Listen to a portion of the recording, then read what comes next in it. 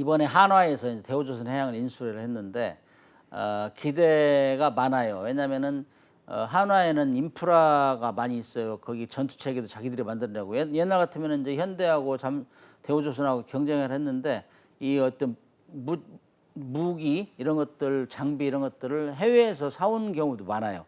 근데 그 사오는 장비를 경쟁을 해야 되거든. 그러나 이제 한화 같은 데는 자기들이 가지고 있는 공장이 있으니까 거기서 만들어 집어넣으면 가격 경쟁력도 좋아지고, 그래서 수출 경쟁에 상당히 유리하다 이렇게 얘기할 수 있어요. 그래서 아마 좋은 시그널인 것 같아요. 그래서 잠수함 산업이 요즘 뭐 정부에서도 많이 강조하잖아요.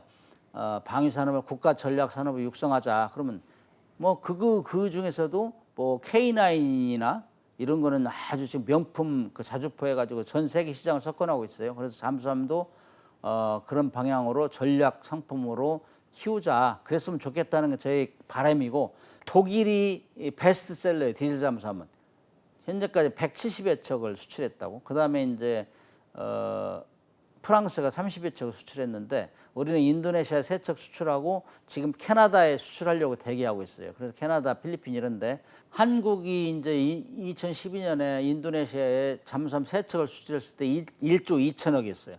이때 막 센세이션이 일어났어요. 이 단위 장비가 이렇게 이 거금을 벌어 들여온다 했는데, 이제 뭐 캐나다 같은 경우 12척을 받는다고요. 그럼 거기에 이제 합격만 하면은 뭐 거의 60조 원을 이제 한다면, 이거는 뭐 제가 볼 때는 손흥민이 그 득점왕 된 거 이상으로 화제가 될 수 있어요. 그래서 프리미어 리그에서. 그래서 이제 이것도 이제 경쟁이 붙으면은 독일이나 일본이나 이런 데가 강자잖아요. 수출에 대해서. 프랑스 이런 데하고 이제 경쟁을 해야 되는데, 여기 있는 모든 분들이 응원하면 그것도 가능하리라 저는 그렇게 봅니다. 우리가 방위 산업을 국가 전략 사업으로 키우겠다면 반드시 거기에 좀 맞춰줘야 돼요. 말로만 하는 게 아니고, 그러면은 수출하는데 무슨 규제가 우리를 잡고 있는지 그런 거 풀어줘야 되고, 그 다음에 가서 응원할 때는 같이 해줘야 되고, 뭐 대통령도 가서는 좀 분위기 잡아줘야 되고, 그 다음에 경제 수장들 이런 사람들 가서 도와줘야 돼요. 그렇지 않으면 할 수가 없어요. 특히 이제 60조 원의 이 잠수함 수출이다 하면은 절충교역이라는 게 있어요. 60조 원을 살 테니 그에 합당한 거 우리 투자를 해달라. 그게 절충교역인데, 그런 거 하려면은 방사청이나 그 방위산업 가지고는 안 돼요. 그래서 전 국가에서 막 산업부, 뭐 과기부 이런 데서도 같이 공동으로 연구 개발도 하고 그래가지고 그걸 충족을 시켜줘야 돼요. 그래서 캐나다가 원하는 수준의 절충교역이 되면은 우리가 딸 확률이 많지요. 2021년도에 우리가 독자적으로 3,000톤급 잠수함 만들었을 때 국민들의 환호성이 대단했어요. 과연 우리가 독자적으로 이렇게 설계 건조를 했단 말인가. 이제는 정말로 자주국방도 해야 되지만 이거를 수출로 견인해야 되겠다, 이런 분위기가 굉장히 팽배했었어요. 2012년도에 인도네시아에 잠수함 수출할 때는 최종적으로 독일하고 우리 대우조선해양 경쟁을 했었어요. 그때 제가 해군 생활 거의 마지막 근무를 독일에서 하고 있었어요. 독일 건조 조선소, 잠수함 건조 조선소에서. 그래가지고 제가 독일의 분위기를 살살 알려줬거든요. 거의 좀 스파이 노릇을 좀 했지. 그래가지고 했는데도 불구하고 독일의 세일즈 매니저가 너희들은 도저히 우리한테 안 돼. 너희들은 뭐 어디 감히 우리한테 대들어 하는 식으로 했는데, 실제 당일날 하루 전날까지 그런 얘기를 했어요. 근데 당일날 그게 뒤집어졌어요. 그게 그때 우리 정부가 많이 도와줬어요. 그 수출 금융 조건이라든지 이런 걸 많이 도와줬어요. 근데 독일은 이미 뭐 그때 당시에는 160여 척을 수출했었어요. 그리고 지금은 한 170여 척을 수출했는데, 수출에 대해서는 뭐 자기들이 최고라 이거지. 그래서 자만을 했죠. 근데 그때 독일 세일즈 매니저가 자기는 1년 중에 232일을 해외에 산대요. 잠수함 팔러 다니는 거지. 그런 노력이 많이 있어야 돼요. 그래서 그때 당시에 우리가 이제 인도네시아에 3척을 수출하는데 거의 모든 세계의 이목이 집중됐었는데, 우리가 이길 거라고는 상상도 못했어요. 그러나 결정적으로 우리가 가격에서 약간 유리했고, 그다음에 이제 그 수출 금융 조건 정부에서 좀 지원을 해줬어요. 그래서 성공했는데, 그걸 토대로 해가지고 계속 이제 수출을 시도하는데, 지금 가장 잠수함 수출의 큰 그 시장이 캐나다 12척이거든요.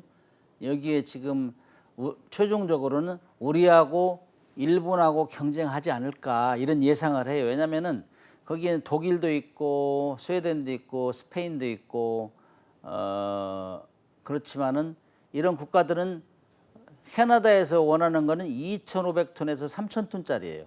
근데 그렇게 큰 배는 만들지는 않았어요. 독일도 그렇고 스페인도 그렇고 스웨덴도 그렇고 다 기술이 좀 미달이죠. 근데 우리하고 일본은 지금 3,000톤, 4,000톤급 만들어 있잖아요. 그래서 우리가 실적함으로 가장 유리하고, 그다음에 캐나다 같은 경우는 해안선이 세계에서 제일 길잖아요. 그리고 영토도 넓고 두 번째로 넓고, 그러기 때문에 장기 작전을 할 수 있어야 돼요. 아까 얘기했지만 리튬 이온 배터리다 이런 걸 넣어가지고 오랫동안 장기 작전할 수 있는 잠수함이 필요하다. 그런 걸 보면은 우리가 일본하고 거의 대등 또는 그 이상 수준이라 했는데 치열하게 경쟁하지 않을까 이런 예상을 해요. 그럼에도 불구하고 비슷한 상황, 성능이 비슷할 때는 작용하는 게 절충 교육이에요. 우리가 이 정도 사줄 테니 너희들도 반대급부를 좀 수출하든지 사라, 그런 거거든요. 이런 것들은 총력전을 하지 않으면 절대 안 된다. 2009년부터 2012년까지 독일의 그 킬이라는 도시, 거기 잠수함 메카예요. 그 도시에서 잠수함 건조 감독관으로 가서 그들이 생산해서 한국에 이제 부품 장비를 보내는데 그것이 제대로 된 거냐 사인해주고 보낸 그런 역할을 했어요. 그때 당시에 인도네시아 잠수함 수출에 독일하고 우리하고 경쟁을 했는데, 그때 우리가 이김으로 해서 굉장히 센세이션이 일어나는 게, 킬 시내가 23만 명이에요, 인구가. 그런데 그 조선소에서 거의 170여 척을 수출함으로써 그 지역 경제를 완전 활성화시킨 거예요. 갑자기 잠수함을 한국하고 경쟁해서 뺏겼다, 인도네시아 잠수함. 그래 술렁술렁했어요. 그래 괜히 저 보면은 저 한국 놈들 나쁜 놈들이네. 뭐 실력도 없는데 어떻게 이 자기들 거 가져갔단 말이야. 그 좀 있으니까 EU에서 조사를 했어요.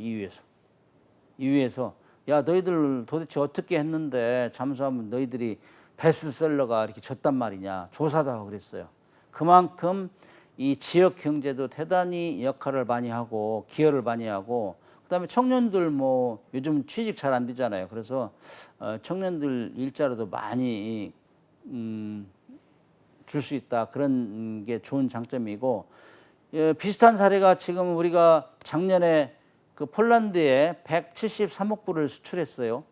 이건 뭐 러시아 우크라이나 전쟁 특수 때문에 영향도 있지만은 폴란드에서도 이제 뭐 우리도 러시아가 바로 옆에 있으니까 우리도 다음 타자 아니냐, 그래가지고 계속 지금 국방력을 강화하고 있어요. 그다음에 이제 영국이나 뭐 EU 국가들이 거의 다 GDP 2%를 이상을 올리고 있다고.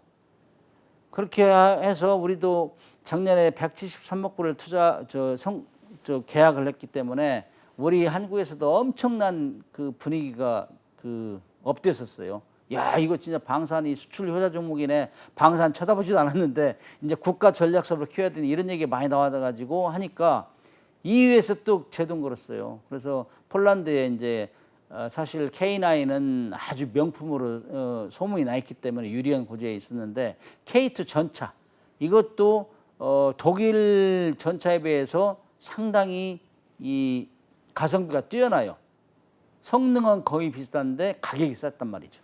그래서 그것도 노르웨이 수출할 때 거의 됐다고 생각했어요. 그러나 EU에서 또 브레이크 걸었어요. 그것이 오늘날의 현실이에요. 우리가 지금 이렇게 수출이 잘 될 때, 이런 때는 정부와 기업들이 그다음에 이 업무 분장을 해야 돼요. 그래서 기업들은 열심히 마케팅 전략도 수립하고 품질 개선하고 해서 그 가장 명품 무기를 만들어내야 되고, 그다음에 정부는 이 수출 잘 될 때는 좋지만 수출 안 될 때 어떻게 할 것이냐. 그래서 이제 기업은 물 들어올 때 노를 뭐 열심히 저어야 되고, 정부는 썰물에 대비를 해야 된다. 저는 그렇게 생각해요.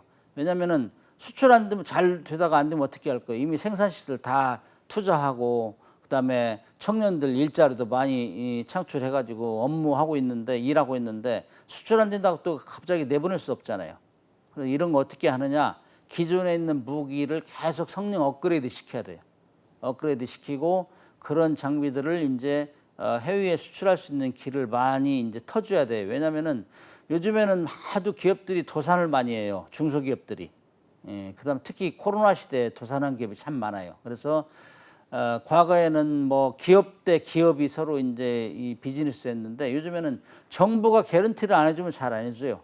그래서 정부가 우리가 이 보증을 해줄게. 뭐 교육원이라든지 후속 군수 지원이라든지 이런 걸 해줄게.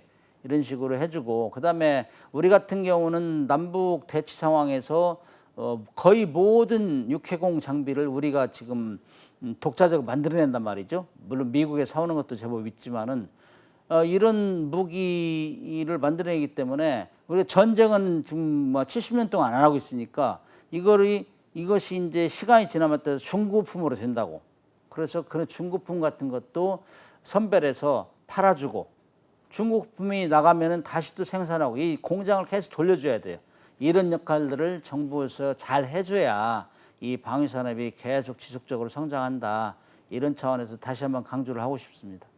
자, 오늘 잠수함 관련해서 우리가 운용하는 것부터 잠수함 건조, 수출 이런 방면 다양하게 얘기를 했는데 잠수함은 국가 전략무기다 이렇게 통상 얘기를 해요. 그다음에 가성비가 뛰어난 무기다. 그런데 그럼에도 불구하고 잠수함, 디젤 잠수함이 2차 대전까지는 혁혁공을 세웠어요. 그러나 핵 추진 잠수함이 나오면서부터는 그 가치가 좀 다소 떨어졌죠. 그래서 진짜 잠수함은 물속에서 원하는 시간 안 나오고 필요할 때만 올라와서 공격할 수 있는 잠수함이 진짜 잠수함이다. 그래서 핵 추진 잠수함이 건조하는 국가가 늘어나고 있어요. 지금 뭐 인도까지 6개 국가고 브라질이 2025년을 목표로 지금 핵 추진 잠수함 만들고 있는데 약간 딜레이 된다는 얘기도 있어요. 그래서 우리도 이제 7번째, 8번째로 이 잠수함을 핵 추진 잠수함 만들어야 된다. 저는 그렇게 생각하는데 최근에 들어서 이제 미국에서 오커스 동맹을